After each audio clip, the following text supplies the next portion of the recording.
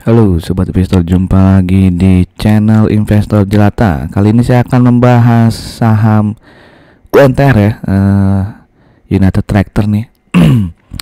Dimana dia sampai dengan Februari nih ya, penjualan alat berat itu turun cukup dalam ya, 33%. Nah, apakah pemegang saham UNTR perlu panik nih? Mari kita bahas ya. Sebelum kita mulai, saya ingin menginfokan ya berbagai macam video ya, terutama saham-saham yang rutin memberikan dividen, di mana saya bahas ya laporan keuangan 2023 dan juga prediksi dividennya ya. Jadi masih banyak nih yang kita tunggu ya pengumuman pembagian dividennya. Mungkin Telkom sebentar lagi ya, karena RUPS-nya di awal bulan Mei ya kalau nggak salah ya. Dan juga beberapa saham lainnya seperti Astra, MPMX, dan juga saham-saham batubara lainnya seperti ABMM, BSSR, dan Adaro. Dan jika teman-teman berminat nonton video ini, silakan nanti cari linknya di kolom deskripsi atau langsung saja search di channel Investor Jelata. Untuk yang Telkom, nanti linknya saya taruh di pojokan atas. Oke, kita lihat dulu nih laporan keuangan terakhir dari UNTR yang dimana di tahun 2023 pendapatannya naik tipis 4%, profitnya turun tipis ya 1,87%. Jadi setelah dia 2 tahun berturut-turut ya naik, profitnya cukup besar ya 71%, lalu 104% ya. Dan saat ini dia harga sahamnya turun ya. Faktor harga batubara turun ya, karena 2022 kan booming batubara ya, maka profitnya bisa naik 104%.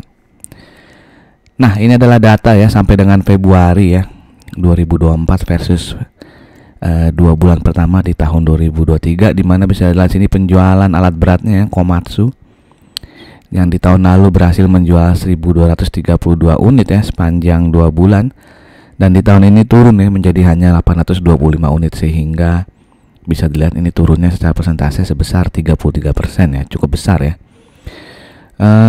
Yang paling banyak masih dari mining ya, 68% dari mining, lalu 12% dari construction, 10% dari kehutanan, dan 10% lagi dari agro ya.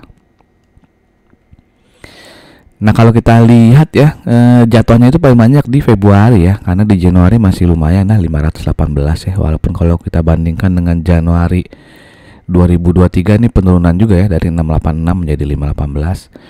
Terus di Februari tambah turun lagi ya, jadi hanya 307 ya. Di tahun lalu Februari 2023 itu 546 gitu ya. Nah, tadi ya kalau saya totalin kan berarti turunnya 33% ya. Nah, yang kabar bagusnya adalah kalau mining kontraknya naik ya, coal production ini dari 17,2 million ton menjadi 20,5 million ton ya. Jadi ada kenaikan 19,19% dari coal production.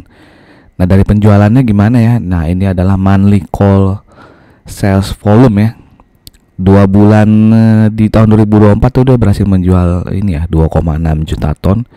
Dan kalau dibandingkan tahun lalu ya 2 bulan di tahun 2023 itu 1,99 juta ton ya. Sehingga ada kenaikan nih dari penjualan volume batu bara ya 34,05%. Jadi walaupun penjualan alat beratnya turun ya, tapi penjualan batu baranya volumenya naik nih ya.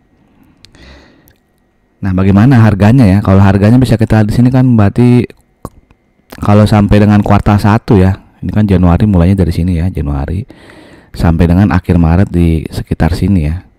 Jadi dari sini ke sini ya. Ya kalau dilihat secara rata-rata ya, secara garis besar ya, kalau kita bandingkan dengan kuartal 4 2023 kan berarti dari September sampai Desember ya, dari sini ke sini ya. Kalau kita lihat secara rata-rata harganya sih, tinggian harga rata-rata di kuartal 4 2023 gitu ya. Jadi mungkin ya kan penjualan alat beratnya udah turun nih, batu bara ya volumenya naik sih, cuman kayaknya average selling price di kuartal 1 nih lebih rendah ya dibandingkan kuartal 4. Jadi kita juga jangan terlalu berharap nanti laporan keuangan kuartal 1-nya rilis tuh akan lebih tinggi dari kuartal 4 ya. Kalau sama aja udah bagus sih kalau menurut saya gitu ya. Nah, tapi kalau kita lihat ya, ini kan mulai naik ya di kuartal 2 berarti kan ya, di bulan April kan. April mulai dari sini ya sampai sekarang nih di 19 April ya. Itu bisa dilihat dia sudah berhasil break resisten yang terjadi di bulan Maret ya, di harga sini itu berhasil di break ya. Dan kalau teman-teman ingat ya, saya pernah bahas yang harga minyak juga ya, itu kan sedang uptrend ya. Nah mungkin batu bara juga akan mengikuti tren dari minyak bumi ya yang naik ya. Jadi ini mungkin masih technical rebound lah ya. Saya anggap ini berubah dari downtrend menjadi trend, menjadi uptrend kalau dia bisa melewati resisten yang di sini nih ya, yang di bulan Desember mungkin ya, di sekitar berapa tuh ya, 152 154 mungkin ya, di sinilah. Oke, jadi kita tunggu saja. Kalau yang para pemegang saham terkait batubara mungkin harus sering-sering ngecek chart dari coal ya, apakah nanti dia bisa break resisten di 152 ini ya. Yang pasti dia secara penjualan volume naik cukup besar ya, 34%. Nah ini adalah penjualan goldnya ya. Yang saya heran nih, Januari Februari nggak ada penjualan gold nih. Saya cari informasinya kenapa bisa penjualan emasnya nol ya, saya nggak dapat juga nih beritanya ya. Mungkin teman-teman yang tahu ya kenapa nih di press release-nya UNTR ya, dia Januari Februari itu nol gitu penjualan emasnya ya. Kalau ada yang tahu, saya minta tolong untuk di-share ya, tuliskan di kolom komen. Oke, sebelum kita masuk ke bagian rasio chart maupun prediksi dividennya, saya ingin mengajak teman-teman yang mungkin saja baru mampir di channel ini untuk subscribe dan jangan lupa untuk klik loncengnya ya, agar tidak ketinggalan notifikasinya. Dan jika dirasakan video-video di channel ini bermanfaat, saya minta tolong untuk like, comment, and share-nya. Oke, sekarang kita bandingkan ya UNTR dengan saham batubara dan juga saham yang menjual alat berat juga ya, yang merek Hitachi nih ya, Hexindo ya alias Hexa. Dimana di sini earning per share dari UNTR itu di 5.525 ya, jadi dia yang paling besar kedua, hanya kalah dari TMG. Lalu PR-nya 4,59 ya, lumayan tinggi nih ya. Karena dia sudah di atas ITMG juga PR-nya ya. Yang paling rendah di sini adalah ABMM ya. Cuman kalau dibandingkan dengan Hexa, PR-nya dari UNTR ini masih di bawahnya Hexa ya. Nah untuk PBV juga UNTR ini masih di bawahnya Hexa ya. Jadi dia secara PBV lebih murah dibandingkan Hexa. Tapi kalau dibandingkan dengan saham batubara lainnya, dia terlihat agak lebih mahal ya, karena di sini ada Adaro yang hanya 0,77 dan juga ABMM yang 0,94. Nah untuk ROE di sini yang paling besar adalah ABMM ya 38% dan UNTR itu 24,5%. Nah kalau untuk ROE UNTR ini kalah dari Hexa ya yang 32,61%. Tapi untuk DER ya, bisa dilihat sini DER dari UNTR itu lebih rendah ya, jadi lebih bagus dibandingkan dengan Hexa yang 1,39. Kalau untuk batubara di sini yang paling rendah DER-nya adalah ITMG ya, kecil banget nih, hanya 0,22. Oke, kita masuk ke historis PER dari UNTR ya, dimana PER 5 tahun terakhir itu rata-ratanya ada di 7,98 dan saat ini dia diperdagangkan di 4,59 ya. Jadi bisa dibilang dia sangat under value ya, kalau kita bandingkan dengan historisnya PER 5 tahun terakhir ya. Jadi dia paling rendah nih 5 tahun terakhir ya, ada di angka 3,9 ini nih ya. Ya di tahun 2020 juga sebenarnya dia di sekitar 3,59, sekitar 4 ya. Jadi dia PER-nya ini seperti PER di tahun 2020 ketika terjadi pandemi ya. Nah bagaimana dengan PBV-nya ya, rata-rata PBV-nya di 5 tahun terakhir di 1,34 dan saat ini dia diperdagangkan di 1,19 ya. Jadi dia berdasarkan historis PBV juga bisa dibilang under value ya. Book value saat ini adalah 21.246 ya. Kalau kita asumsikan harga wajarnya itu adalah ketika PBV di 1,34, maka harga wajarnya ada di 28.469,64. Nah di hari Jumat kemarin 19 April dia closing di 25.350 ya, sehingga masih ada margin of safety ya alias diskonnya sekitar 12,3% ya. Lumayan lah ya. Nah ini chartnya, ini catatan lama ya, dan masih berlaku lah ya, dimana dia Ya, sempat di sini ada support 21.250 ya, yang sempat jebol ya, tapi dia belum menyentuh ke support selanjutnya di 20.400 ya. Setelah itu dia rebound ya. Dan saat ini dia closing di 25.350 ya. Nah, berarti resisten berikutnya adalah yang sebelum jadi support ya. Ya, ini kan jadi support ya sebelumnya. Berarti ada di 26.725 ya resisten berikutnya ya. Nah, resisten selanjutnya dekat ya, karena di sini ada gap ya, kita anggap ini sebagai resisten ya, karena ada gap 27.000 yang belum ketutup ya. Gap yang lebih besarnya lagi ada di 31.000 ya. Jadi ini terjadi ketika dia bagi dividen di tahun 2023 ya. Jadi untuk yang mau entry ya berarti level supportnya adalah di 25.000 ya, yang terdekat 25.000, lalu selanjutnya ada di 24.000. Untuk resistennya ada di area 26.100 sampai dengan 26.725 ya. Dan resisten selanjutnya ada di gap 27.000 ini. Kalau secara EMA dia secara short term ya maupun long term masih bisa dibilang uptrend ya, karena dia closing di atas EMA 20 dan juga sudah closing di atas EMA 200-nya ya. Di 3 hari terakhir ya, walaupun dia turun ya, tapi volumenya bisa dilihat ya, volumenya kecil ya, lebih kecil dibandingkan ketika dia naik nih di hari apa nih, naik cukup tinggi ya, hari Selasa mungkin ya kayaknya. Jadi apakah ini hanya retrace sementara ya, untuk selanjutnya dia lanjut lagi nih ya, naik ya ke area 26.100-an ini ya, yang warna biru. Oke, kalau untuk bocoran dividen ya, ini dia sempat kasih kisi-kisi ketika public expose di November 2023 ya, di mana UNTR dia mengatakan ya, dia baru saja beli perusahaan nikel ya, terus masih banyak proyek-proyek ya. Namun UNTR selalu mempertahankan historically pembagian dividen kepada pemegang saham dalam range antara 40 sampai 50% ya. Jadi dia sudah kasih bocoran kira-kira range dividen payout ratio-nya adalah di 40 sampai dengan 50%.